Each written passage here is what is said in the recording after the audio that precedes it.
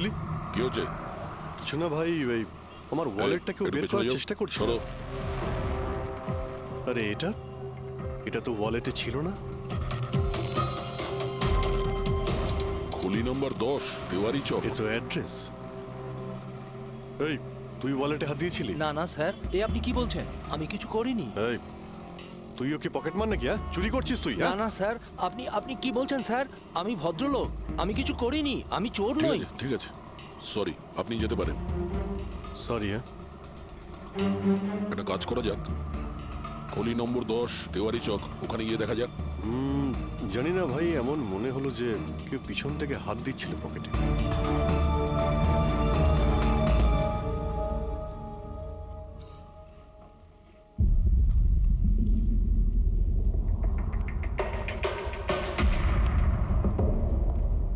এই হলো দয়া, 10 নম্বর বাড়ি। চলো গিয়ে দেখি।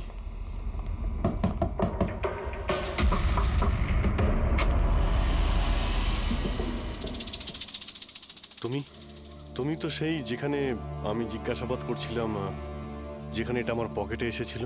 আজ্ঞে স্যার, আমার নাম প্রকাশ। আমি হলাম সেই ব্যক্তি যাকে আপনারা খুঁজছেন। আসুন স্যার।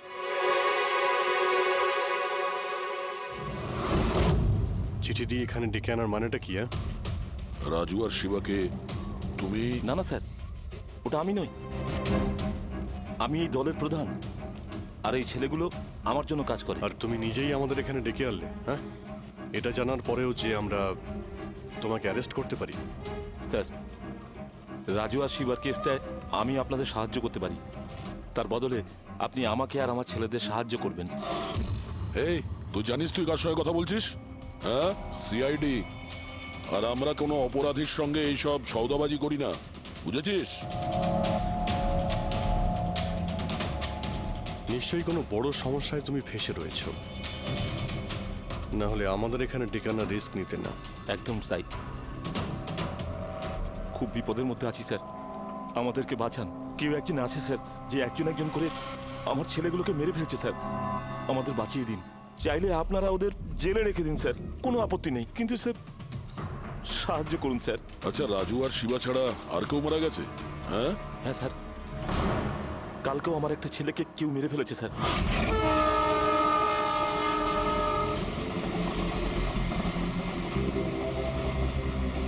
একে কেউ একে চেনে? হ্যাঁ সাহেব, এ তো আমাদের এই সিগন্যালের সার্কেলটার ওখানে ভিক্ষে করতো। এ তো ভিখারি। এ ভিখিরি নয়, পকেট মার। তাছাড়া ওর জামা কাপড় থেকে ভীষণ মদের গন্ধ আসছে। মনে হয় মদ খেয়ে ও কিছু ঝামেলা পাকিয়েছিল। ছোটখাটো পকেট মারছিল, এই জন্য পুলিশও কিছু করেনি। মরে গেছে তো গেছে, মদ খেয়ে ঝামেলা করছিল আর এই বলে কেস বন্ধ করে দিয়েছে। কিন্তু স্যার আমি জানি রাকেশ সেই ধরনের কিছু করবেই না স্যার। ও ও মদ ছুঁয়ে পর্যন্ত দেখতো না স্যার। স্যার, কেউ ওকে মেরে ফেলেছে আর এমন দেখিয়েছে যেন মদ খেয়ে খুব ঝামেলা করেছে ও। আর তারপরে ওই শিবা আর রাজু। না, তোমরা কিছু তো করেছিলে, যার জন্য এক এক করে তোমাদের কেউ মারছে। জানি না, জানি না স্যার। আমি একদম বুঝতে পারছি না এসব কিভাবে হচ্ছে স্যার। সেটা আমরা জেনে যাব। তুমি এখন শুধু আমাদের নিজের গ্যাং সম্পর্কে সবকিছু বলো, কিচ্ছু লুকোবে না। আজ্ঞে স্যার। স্যার, আমরা পকেট মারি আর ছোটোখাটো চুরি চামারি করি। এই শহরে যতগুলো ট্রাফিক সিগন্যাল আছে ওখানে আমারই সব ছেলেরা থাকে, তাও প্রায় 150 জন হবে। মানুষ একটু বেখেয়াল হলেই আমরা চুরি করে নিই, আর চুরি করে সব মাল এক জায়গায় হয়। আর কষ্টের টাকা মারছিস, হ্যাঁ? আর এখন নিজে বিপদে পড়েছিস বলে আমাদের ডাকলি। নিশ্চয়ই তোমার ছেলেরা এমন কোনো কাজ করেছে যার মূল্য ওরা নিজের জীবন দিয়ে শোধ করছে। স্যার, উপকার করুন স্যার। আপনারা চাইলে স্যার এই নিন, এখানে অনেক টাকা আছে, যত টাকা চাই না এই নিন স্যার। স্যার এই নিন, চাইলে আপনারা সব টাকা নিয়ে যান। এসব করে তোমরা শাস্তির থেকে রেহাই পাবে না, তোমাদেরকে কেউ বাঁচাতে পারবে না। জেল যেতেই হবে তোমাদের, বুঝলে? ঠিক আছে স্যার, জেলে যাব তাতে আপত্তি নেই স্যার, অন্তত বেঁচে তো থাকবো। এই রাজু, শিবা আর রাকেশ, এরা তিনজন তোমায় কখনো বলেছিল তাদের শত্রুদের ব্যাপারে, বা এমন কোনো কথা যা এদের তিনজনের মধ্যে কমন ছিল? না স্যার, এরকম কিছুই বলেনি ওরা।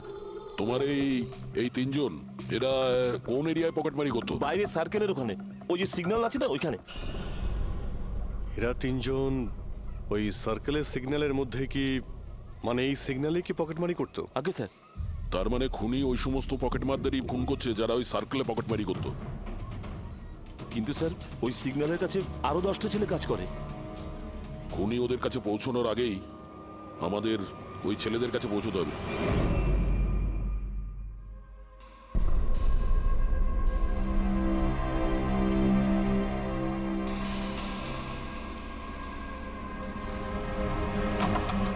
সরি সালুঙ্কে, আমার জন্য অপেক্ষা করতে হলো। আরে প্রচুর দরকারটা busy যখন ছিলাম। আমার, তখন তো আমাকে অপেক্ষা করতেই হবে না? না না, এরকম কথা বলো না। থ্যাঙ্কস এ লট তোমার এই মূল্যবান সময় দেওয়ার জন্য। থ্যাঙ্কস বলো না, নিজের পুরনো বন্ধুর জন্য একটু সময় তো বের করতেই পারি আমি। So nice of you. আচ্ছা বলো, কি মনে করে আজকে? আসলে তোমাকে এইটা দেখাতে চাই। সালুঙ্কে, এটা তো গিগার কাউন্টার। আই নো ভাই, এটা গিগার কাউন্টার, কিন্তু এত ছোট্ট গিগার কাউন্টার। হ্যাঁ সালুঙ্কে, এটা যথেষ্ট ছোট আর যথেষ্ট শক্তিশালীও বটে। এটা খুব ছোট রেডিয়েশনেরও খোঁজ দিতে পারবে। কিন্তু এটা তুমি পেলে কোথায়?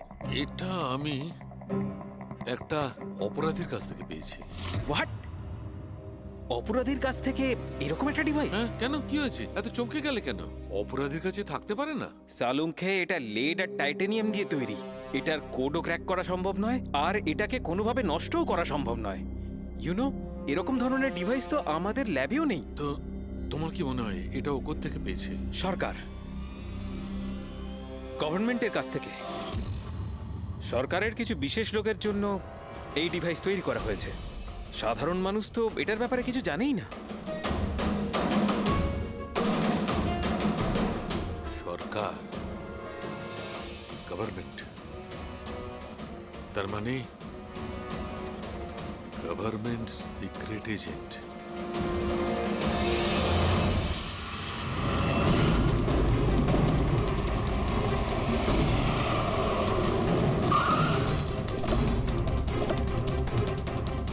এই প্রকাশের গ্যাংয়ের যতগুলো মেম্বারদের আমরা পেয়েছি তারা প্রত্যেকেই ঠিক আছে। না কারো উপর আক্রমণ হয়েছে আর না কেউ মারা গিয়েছে। দেখা যাক এই ঠিকানায় আমরা কি জানতে পারি।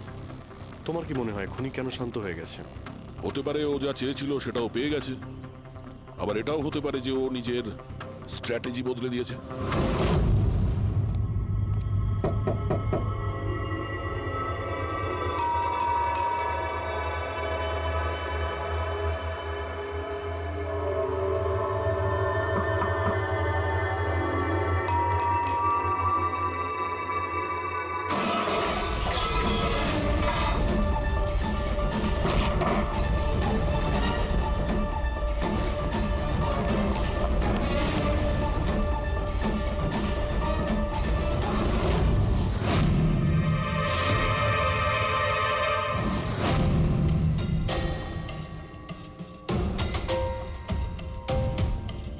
স্যার, যদি তা সত্ত্বেও আপনার আমার কথা বিশ্বাস না হয়, তাহলে এই রইল রয়ের বসের নাম্বার।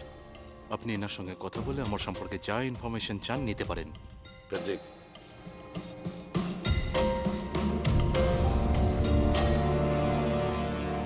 এই সমস্ত কিছু চক্রান্তে রয়ের ভূমিকা কি?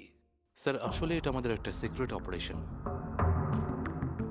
এটা এমন কি সিক্রেট অপারেশন যা গুন্ডা বদমাইশ আর পকেটমারদের সঙ্গে জড়িত আছে? জড়িত নয় স্যার, কিন্তু এরা কিছু একটা চুরি করেছে, আর সেটাই ফিরিয়ে আনার জন্য এই পুরো অপারেশন। কি কি চুরি করেছিল ওরা? স্যার, সেই ব্যাপারে কারোর সঙ্গে কোনো আলোচনা করার পারমিশন আমাদের নেই। দেখো, সিআইডির ওপর তোমাকে ভরসা রাখতেই হবে, না হলে আমরা তোমাকে কোনো সাহায্যই করতে পারবো না। ঠিক আছে স্যার, কিন্তু এই কথাটা প্লিজ আপনার আর আমার মধ্যেই যেন থাকে। স্যার, আসলে সরকারের একটা গোপনীয় নিউক্লিয়ার ইউনিট আছে, যার মধ্যে সায়েন্টিস্টরা একটা টপ সিক্রেট প্রজেক্টে কাজ করছে। এই প্রজেক্টের ব্যাপারে বেশি লোকজন জানে না, কিন্তু সেখানকারই একজন এমপ্লয়ি কম্পিউটারের ডেটা হ্যাক করে সব ইনফরমেশন চুরি করে নিয়েছে। স্যার, ওকে আমরা ধরতে চাইছিলাম, কিন্তু তার আগেই ও সমস্ত ইনফরমেশন নিয়ে পালিয়ে গেছে। ইন্টেলিজেন্স রিপোর্ট অনুযায়ী সেই সমস্ত ইনফরমেশন একটা পেন ড্রাইভে কপি করা হয়েছে। ওই পেন ড্রাইভের মধ্যে নিউক্লিয়ার প্ল্যান্টের সমস্ত ইনফরমেশন রয়েছে। ওই পেন ড্রাইভের দাম এখন কোটি টাকার। যদি ভুল করেও ওই পেন ড্রাইভ কোনো ভুল লোকের হাতে চলে যায় তাহলে দেশের মারাত্মক ক্ষতি হয়ে যাবে। আমার মিশন ওই পেন ড্রাইভটা ফিরিয়ে আনার। তদন্ত কত দূর এগিয়েছে? স্যার, এখনো পর্যন্ত যে ওই পেন ড্রাইভ আর ইনফরমেশন চুরি করেছে তাকে আমরা ধরে ফেলেছি। ওর নাম হলো মেহুল, কিন্তু ও ওই পেন ড্রাইভটা একটা ব্যাগের মধ্যে রেখেছিল আর ওই ব্যাগটা এখন চুরি হয়ে গেছে। ও, আর যে চুরি করেছিল সে পকেটমার গ্যাংয়েরই কোনো মেম্বার। হ্যাঁ স্যার, কিন্তু মেহুল এই ইনফরমেশন আমাদের দেওয়ার আগে ওর বসের সাথে এই ইনফরমেশন শেয়ার করেছিল।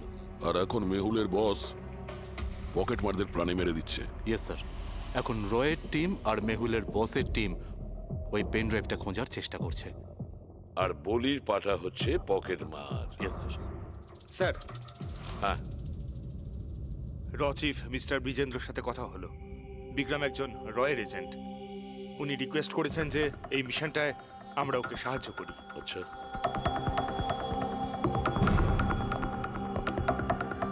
আচ্ছা, পেন ড্রাইভটা কার কাছে আছে জানা জানি না? না স্যার।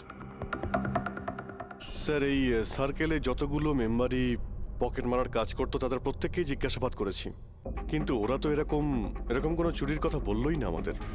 হ্যাঁ স্যার, অনিল আর কিশোর বেঁচে ছিল, কিন্তু ওদের কাছে কিছু জানার আগে ওরা মারা গেছে। হতে পারে ওই পেন ড্রাইভটা এখনো অনিলের কাছেই আছে, বা হয়তো অনিল ওই পেন ড্রাইভটা এই বাড়ির মধ্যেই লুকিয়ে রেখেছে।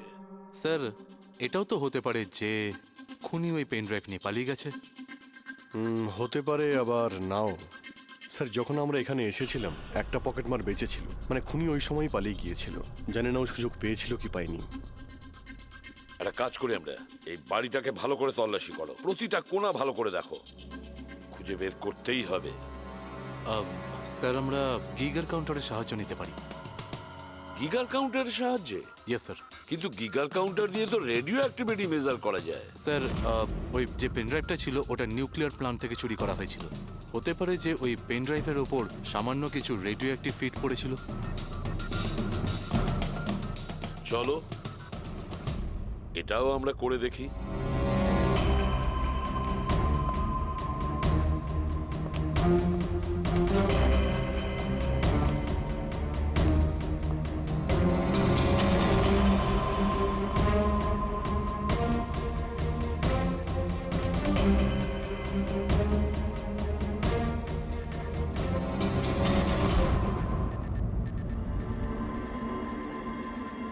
স্যার, হ্যাঁ, এই ব্যাগটার থেকে আওয়াজ আসছে। দেখো ব্যাগটার ভেতরে, তাড়াতাড়ি।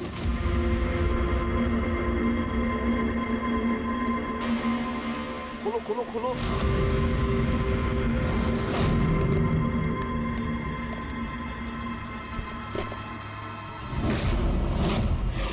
না স্যার, এটা কিভাবে সম্ভব? গিগার কাউন্টার তো বলছে ব্যাগটার ভেতরেই আছে। না, কিছু না কিছু গোলমাল নিশ্চয়ই আছে। স্যার, যদি একবার পেন ড্রাইভটা ওদের হাতে চলে যায় তাহলে সেটা ফিরে পাওয়া খুব মুশকিল হয়ে যাবে। না, এই পেন ড্রাইভটা ওদের হাতে পৌঁছবে না। এই বাড়িটাকে ভালো করে আবার চেক করো গিগার কাউন্টার দিয়ে। চলো।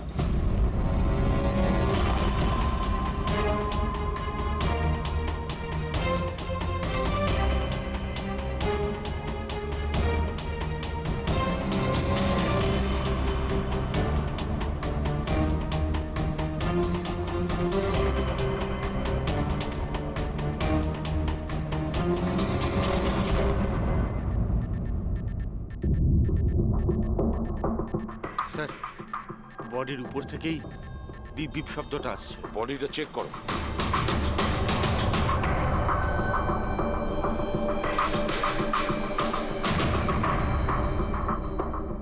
স্যার, জামার ভেতরে তো কোনো পেন ড্রাইভ নেই। যদি পেন ড্রাইভটা জামা কাপড়ে না থেকে থাকে তাহলে কি pen ড্রাইভটা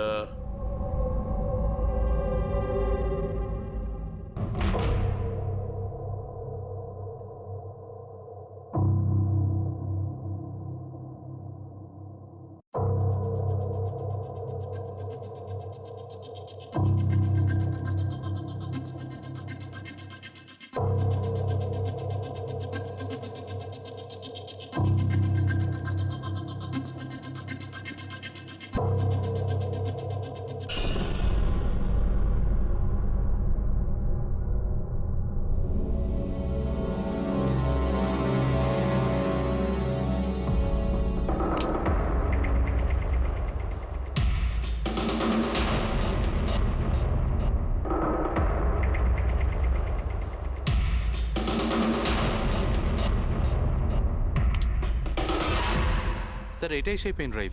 thank you so very much আমার মিশন কমপ্লিট করার জন্য। But I am really sorry, এটা আমি আপনাদের দেখাতে পারবো না। I hope you understand. কোনো ব্যাপার না।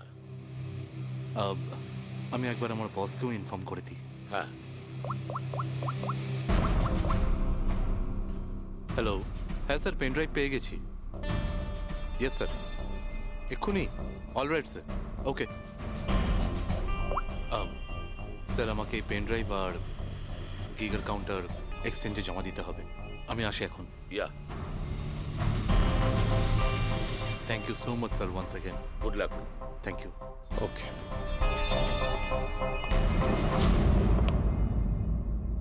এই পেন ড্রাইভ তো পাওয়া গেল স্যার, কিন্তু খুনি এখনো উধাও। ওর জন্য কোনো জাল বিস্তার করতে হবে স্যার। হ্যাঁ, কি অদ্ভুত ব্যাপার স্যার, একটা পকেট মার পেন ড্রাইভের জন্য নিজের প্রাণ দিয়ে দিল। সেটাই তো বুঝতে পারছি না। ফেডরিক ঠিকই বলেছ, একজন পকেট মার পেন ড্রাইভের জন্য নিজের প্রাণটাও দিয়ে দিল। ওই পেন ড্রাইভটার ব্যাপারে ও কিছুই জানতো না। গোলমাল আছে, নিশ্চয়ই কোনো না কোনো গোলমাল আছে। স্যার, টাকার জন্যই বিক্রম বলছিল না এই পেন ড্রাইভটায় কোটি টাকার ইনফরমেশন ছিল। না ফ্রেডি, টাকা যতই হোক না কেন, জীবনের থেকে টাকার দাম বেশি না। একটা কাজ করি আমরা, পকেট মারের গ্যাংয়ের যে বস আছে না, ওকে ফোন করি আমরা। হ্যাঁ হ্যালো প্রকাশ, এসিবি প্রদ্যুমান বলছি। হ্যাঁ সালাম সাহেব। দেখো, আমি দুটো লাশের ফটো পাঠাচ্ছি, তুমি দেখে বলো, ভালো করে দেখবে ওরা দুজন তোমার গ্যাংয়ের মেম্বার কিনা, অনিল আর কিশোর। হ্যাঁ স্যার।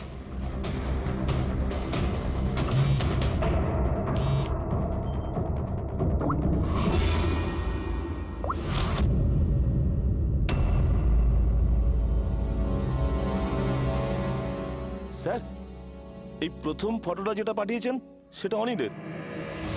আর দ্বিতীয়টা? ঠিক বুঝতে পারছি না স্যার। আচ্ছা ঠিক আছে, থ্যাংক ইউ। দ্বিতীয় জন কিশোর নয়, তাহলে ও কে? যে পেন ড্রাইভ গিলেছিল আর নিজের প্রাণটা দিয়ে দিল?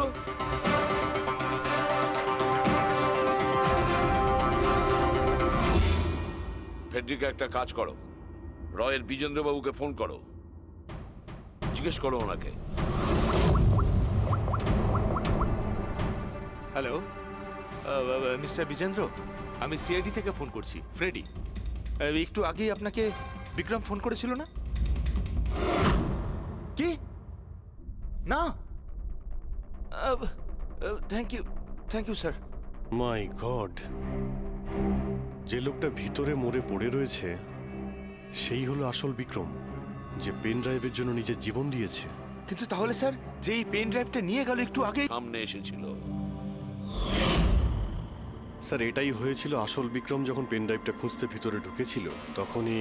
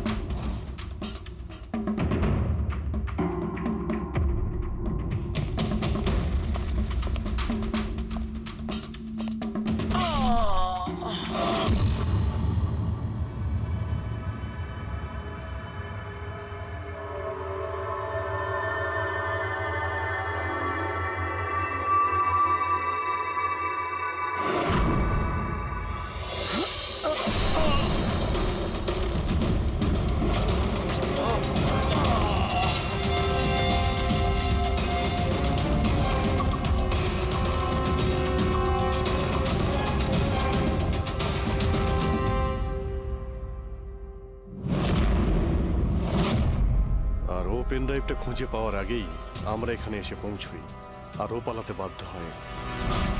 ও জেনে বুঝে আমাদের কাছে ধরা দিয়েছিল, যাতে আমাদের সাহায্যে খুব সহজেই ও পেন ড্রাইভটা নিয়ে নিতে পারে। খুব বড় ভুল হয়ে গেছে স্যার। আমাদের বোকা বানিয়ে পেন ড্রাইভ নিয়েও পালিয়ে গেছে। জানেন এবার ওরা কি তাণ্ডব করবে, ওদের থামাতেই হবে। একটা কাজ করো তোমরা, এই বাইরের রোডে যতগুলো সিসিটিভি ক্যামেরা আছে না, ওর থেকে ওর ছবিগুলো বের করো আর সব জায়গায় পাঠিয়ে দাও।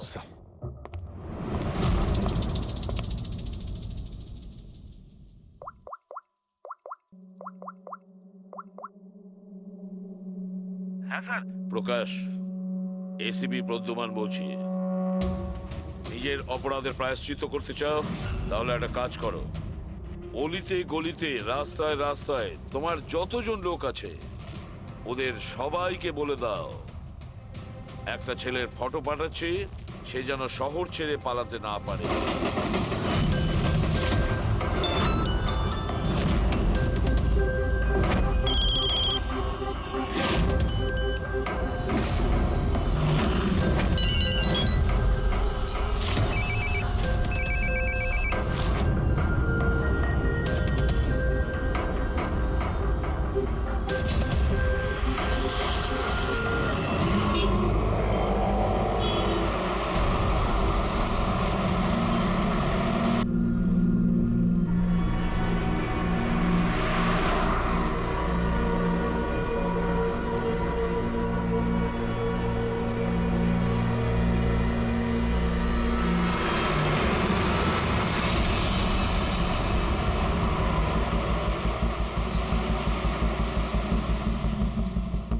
আরে এটা সেই লোকটাই না?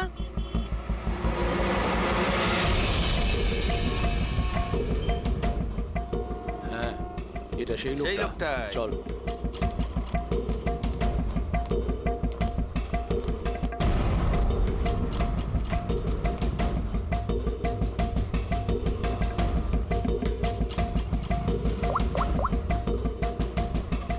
হ্যাঁ দাদা, পেয়ে গেছি।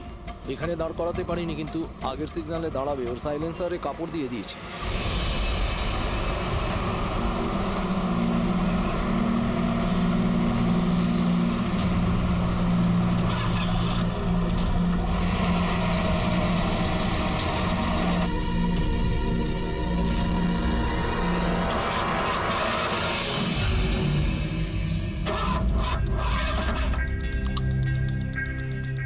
হ্যালো, হ্যাঁ প্যাকেজ আমার কাছেই আছে। হ্যাঁ আমার গাড়ি খারাপ হয়ে গেছে, একটু সময় লাগবে কিন্তু আমি পৌঁছে যাব। হ্যাঁ ওকে ওকে।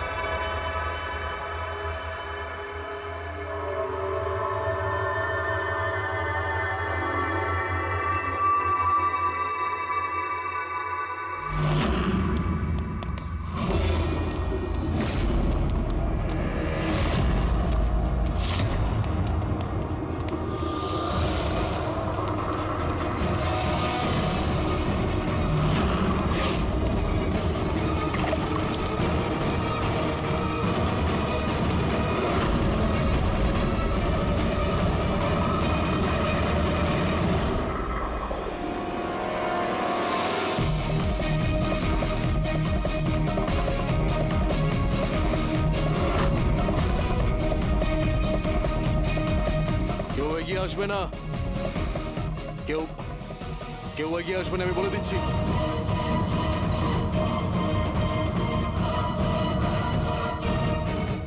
হ্যাঁ পিছিয়ে যাও, হ্যাঁ কেউ এগিয়ে আসবে না, পিছিয়ে যাও, পিছিয়ে যা আমি বলছি।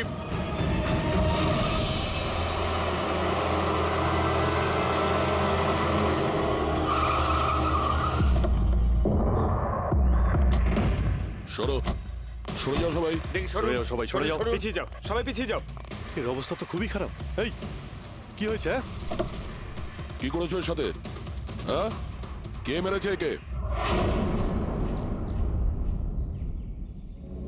স্যার, এই গিগার কাউন্টার আর এই পেন ড্রাইভ। কে মেরেছে একে? আমরা কিছু করিনি স্যার, আমরা তো বুঝতেই পারছি না যে এসব হলো কি করে। স্যার হঠাৎ ওর আঙুলগুলো থরথর করে কাঁপছিল আর দুম করে মাটিতে পড়ে গেল। আমরা ভেবেছি ওর হার্ট অ্যাটাক হয়েছে। স্যার, স্যার এ তো মরে গেছে।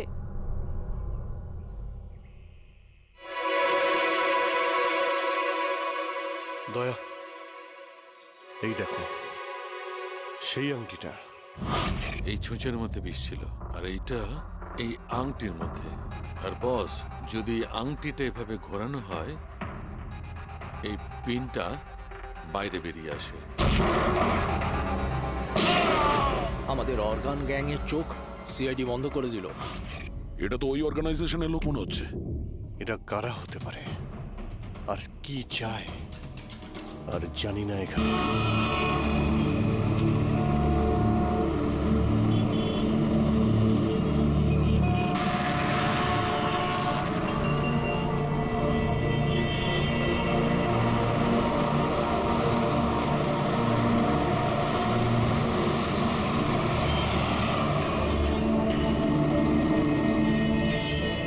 দেখ বন্ধু, তোর মুরগি এসে গেছে, চল মালটাকে গিয়ে কাটি।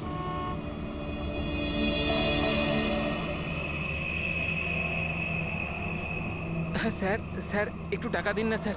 স্যার খিদে পেয়েছে স্যার। স্যার অনেকক্ষণ কিছু খায়নি স্যার। স্যার 2 দিন কিছু খায়নি, 20 টাকা দিলেই চলবে। পুরি সবজি খাবো। স্যার, স্যার ধূপ নিন না স্যার। স্যার ভিখারি নই আমি, ধূপ বিক্রি করি, দারুণ কোয়ালিটি, একদম দোকানে, অফিসে, বাড়িতে যেখানে খুশি জ্বালাতে পারেন, খুব সুন্দর গন্ধ।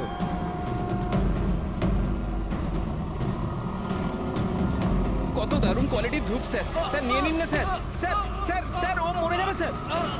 স্যার মরে যাবে ও। আরে স্যার কাজ করুন না স্যার, নাহলে স্যার মরে যাবে স্যার ও। স্যার স্যার স্যার ও দম বন্ধ হয়ে যাচ্ছে স্যার। স্যার ভুল হয়ে গেছে স্যার, আর কোনোদিন করবো না স্যার। স্যার ছেড়ে দিন না স্যার। স্যার আমার ব্যাগ চুরি স্যার করবি? আর কোনোদিন করবো না স্যার। স্যার মরে যাবে স্যার ছেলেটা।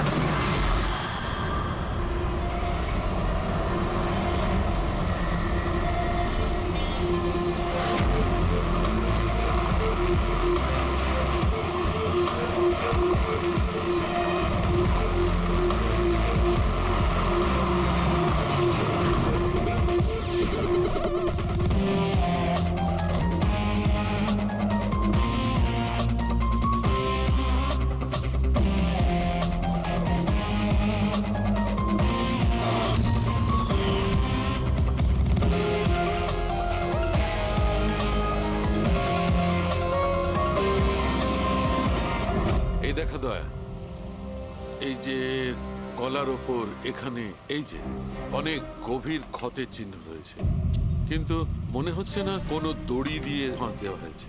মনে হচ্ছে কেউ এর গলাটাকে দুটো জিনিসের মাঝখানে চেপে দিয়েছে। আর ডক্টর এটা দেখুন, এই হাঁটুর কাছ থেকে প্যান্ট পুরো ছিঁড়ে গেছে। এটা মনে হচ্ছে যে হাঁটু দিয়ে ওকে টানা হয়েছে। কি এমন শত্রুতা ছিল কারো যে এত নৃশংসভাবে মেরেছে? এর মাথাতেও একটা গভীর ক্ষত আছে। দেখি। মনে হয় কোনো ভারী জিনিস দিয়ে আঘাত করা হয়েছে, আর এই জন্যই হয়তো এর মৃত্যু হয়েছে। তার মানে এর গলায় যে চিহ্নটা আছে, মৃত্যু এর জন্য হয়নি? না দয়া, এর গলার ক্ষতটা গভীর নিশ্চয়ই, কিন্তু এর গলার নার্ভগুলো কাটেনি। এর শ্বাসনালীটা একটু একটু করে ভেঙে গেছে।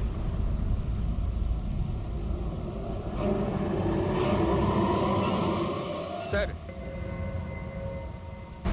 একটা লোকের কাছে 4 ওয়ালেট। এর জামার মধ্যে অনেকগুলো চোরা পকেট আছে, আর এগুলো সব ওখানেই লুকানো ছিল। 4টে ওয়ালেট? আর মজার ব্যাপার হলো স্যার, এই 4টে ওয়ালেটই আলাদা আলাদা লোকের। হতে পারে একজন পকেট মার। পকেট মারা? তার মানে তো এর রেকর্ড আমাদের ডেটাবেসে আছে। এর ব্যাপারে একটু খোঁজ করো। স্যার, স্যার এই বাড়িটাই।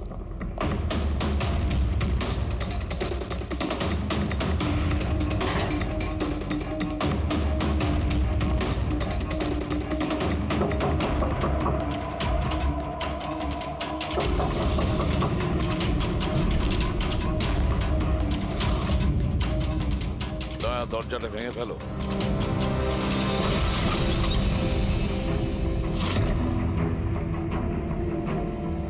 শুধু রাজুর খুন নয় স্যার, এখানে তো অনেক কিছু হয়েছে। মনে হচ্ছে কেউ কিছু খোঁজার চেষ্টা করছিল এখানে। চোরের বাড়িতে চুরি,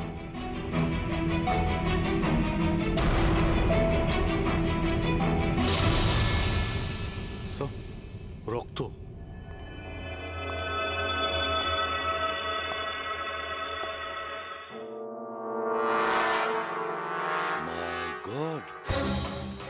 উপর থেকে?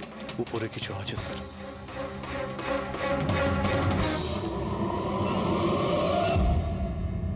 জুতোতে লেগে থাকা রক্তের চিহ্ন বাইরের দিকে গেছে। উপর থেকে নিচে আর নিচ থেকে বাইরে।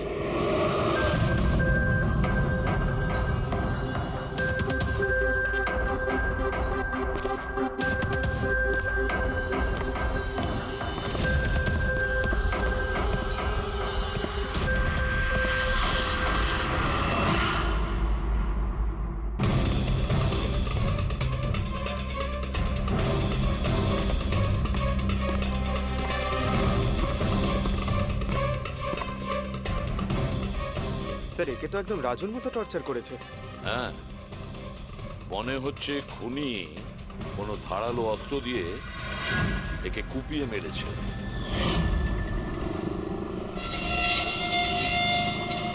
মনে হচ্ছে খুনি পেছন দিক থেকে পালিয়ে গেছে। বডিটা পুরোপুরি ঠান্ডা হয়ে যায়নি। মনে হচ্ছে মৃত্যু 2-3 ঘন্টা আগেই হয়েছে। কিন্তু স্যার এই লোকটা রাজুর বাড়িতে কি করছিল? এ আর রাজু হয়তো একই জায়গায় থাকতো, হয়তো দুজন একসঙ্গে পকেট মারের কাজ করত, হতে পারে এই দুজন কোনো পকেট মারের গ্যাংয়ের হয়ে কাজ করত। স্যার রাজুর মৃত্যু 6-7 ঘন্টা আগেই হয়েছিল, তাহলে খুনি প্রথমে রাজুকে মেরেছে, তারপর ওর লাশ রাস্তায় ফেলে দিয়েছে, তারপরে খুনি এখানে এসেছে এই বাড়িতে, একে টর্চার করেছে, আর 2-2.5 ঘন্টা আগে একেও মেরে ফেলেছে। খুনি এই দুটো চোরকে কেন মারবে, তাও আবার এইভাবে? মনে হচ্ছে যে এর কাছে কিছু ছিল বা আছে যেটা ওই খুনি চেয়েছিল। কিন্তু এরা তো ছোটখাটো চোর, ওর দরকারে এমন কি থাকতে পারে? না, কিছু তো চাই খুনির, যা ও খুঁজে বেড়াচ্ছে। এটা কি করে জানতে পারবো যে যার জন্য ও এখানে এসেছিল সেটাও পেয়েছে কিনা?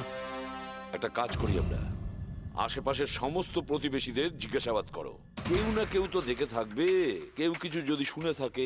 শিবা আর রাজু এখানে বস্তিতে থাকতো, কেউ খুব নৃশংসভাবে ওদেরকে মেরে দিয়েছে, আর কেউ কিছু শোনেনি?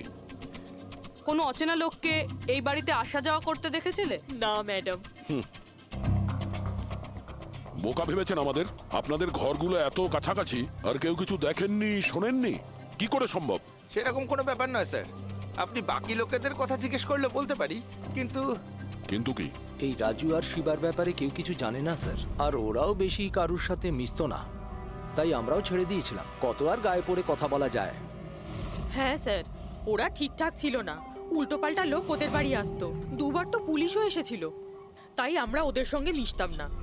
আজে বাজে লোক, মনে হচ্ছে এদের কোনো পকেট মারের গ্যাং আছে। আচ্ছা, এই লোকগুলো কোথায় কাজ করতো কেউ জানেন এ ব্যাপারে? স্যার কি কাজ করে তা তো জানি না, কিন্তু সামনে একটা সার্কেল আছে, ওই সিগন্যালের ওখানেই বসে থাকে সারা রাত। আচ্ছা,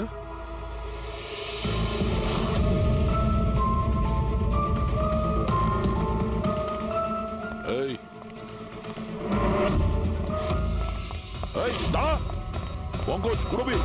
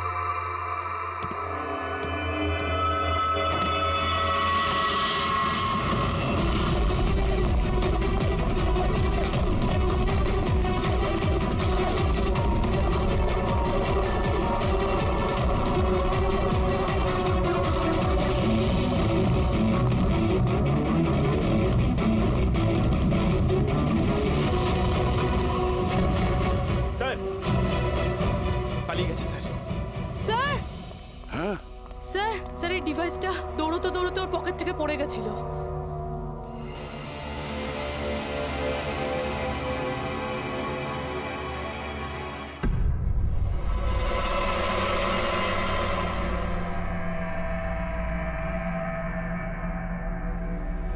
অভিজিৎ, তুমি একদম ঠিক কথা বলছো। ওইখানে সিঁড়ির ওপর যে জুতোর চিহ্ন ছিল সেইটা, আর এই জুতোর চিহ্নগুলো, এই দুটোই আলাদা। খুনির কোনো সাথীও ছিল, ওরা দুজন ছিল। স্যার, বাইরের একটা লোক একটু গন্ডগোলের মনে হলো, তার পেছু নিলাম। ও তো পালিয়ে গেল স্যার, কিন্তু পালানোর সময় ওর কাছ থেকে গিগার কাউন্টারটা পড়ে যায় স্যার। Geiger counter, radioactive way measure করার ইনস্ট্রুমেন্ট, এইটা এমন দামি ইনস্ট্রুমেন্ট চোরেদের কাছে আসলো কি করে? একটু দেখো তো। বস, এরকম জিনিস তো আমি প্রথমবার দেখছি।